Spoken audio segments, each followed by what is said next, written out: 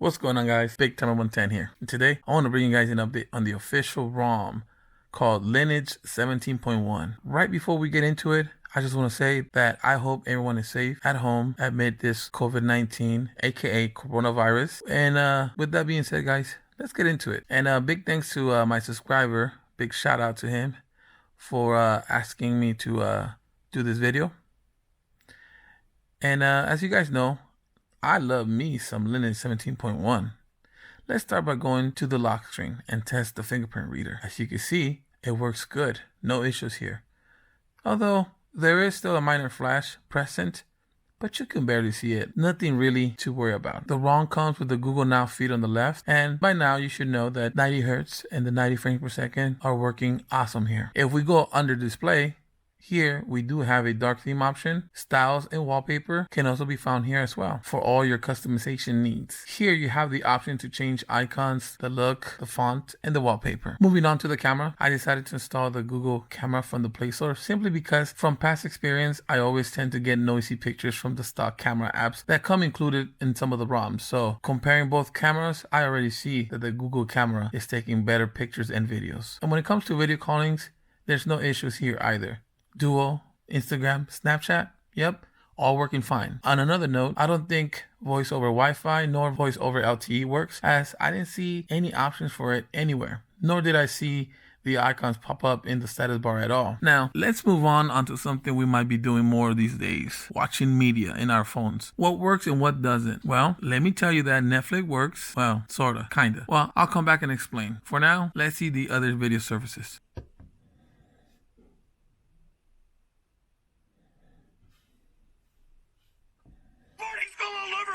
Boarding school sounds fun. So, Felix put you up to this, huh? Kidnapping me so he can show his developers around my wharf parts? Oh, yes.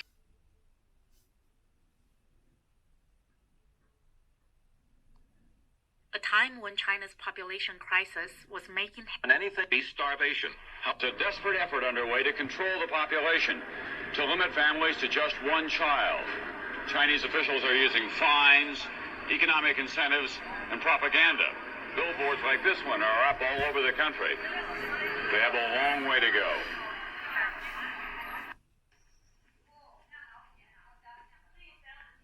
As I was leaving, I asked my neighbor who went with me if he could take me to meet some women who were affected by the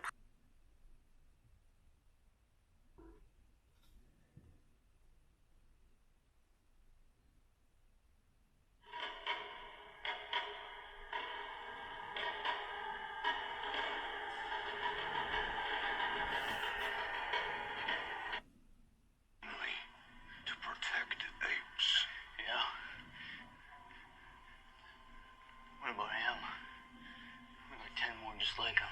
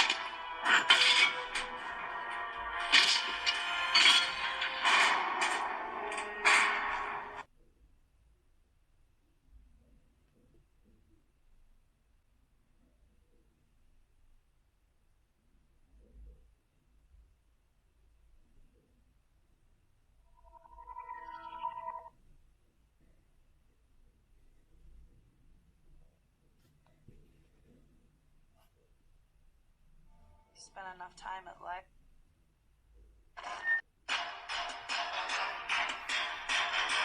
Let me tell you about my friend Meg the Stallion. She sold millions of records, toured the world, and played SNL with me, all while still in college. She's extremely clever, so it'll be pretty hard to pull one over on her. But I got a man on the inside. Enter Foe, Meg's precious French bulldog. Meg's good friend EJ is gonna bring the dog to me. And the only thing standing between Meg and her precious dog is my gorilla. That's still terrifying. Ali is playing our driver, and Puck is our innocent bystander. Meg, you about to get punked.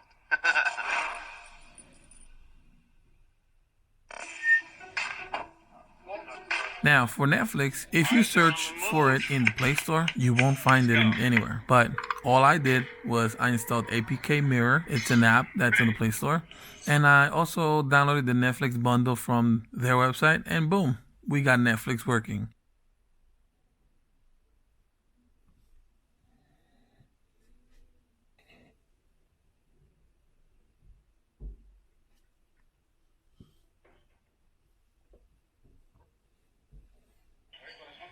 I wish restaurants still had smoking sections, you know? You should run for office on that platform. Maybe I will. Can be any worse.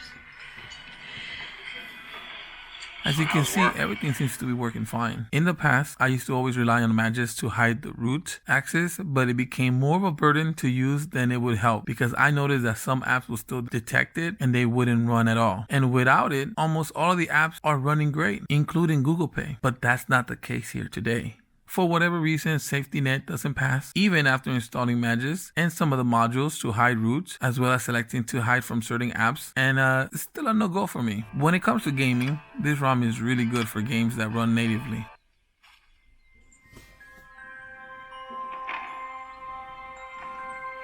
Glad you arrived, traveler.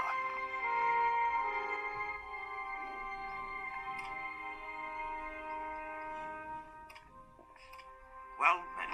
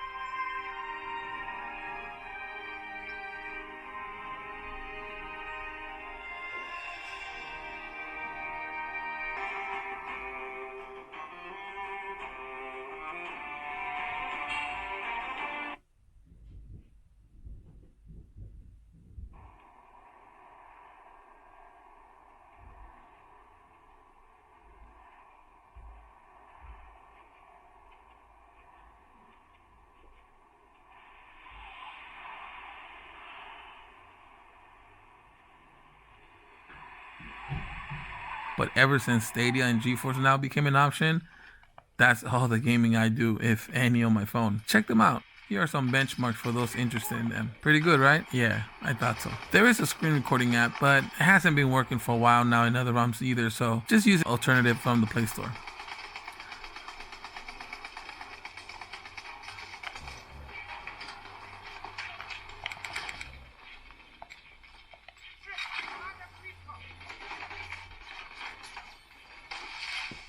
Reinforcements incoming.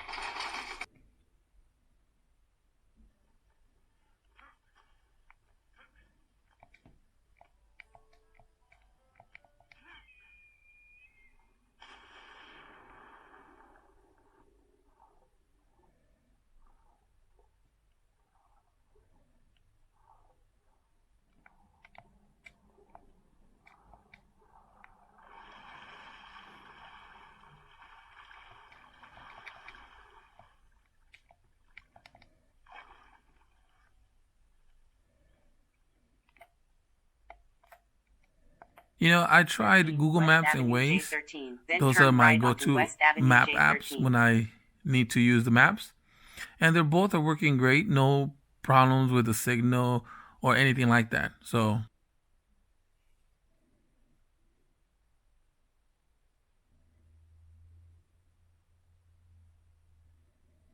finally, I dusted out my old Wear OS watch to see how it would work with the ROM connected to the phone. Everything seemed to work great. I was able to make calls, see texts, ask Google stuff, you know, the usual. No weird connection issues here either. Although your mileage may vary since I have an old first generation Huawei watch with Android 7.1, which it says is the latest, but who knows? I don't know if that's the latest. So lastly, what do I think about Lineage OS in its current form? Well, the ROM feels nice and solid, very fast and snappy. If you want to give it a go with or without Google apps, that's for you to decide. But I would highly recommend this ROM. Battery is not the best, but it ain't the worst either. With my heavy usage, I was getting a decent 5+ screen on time.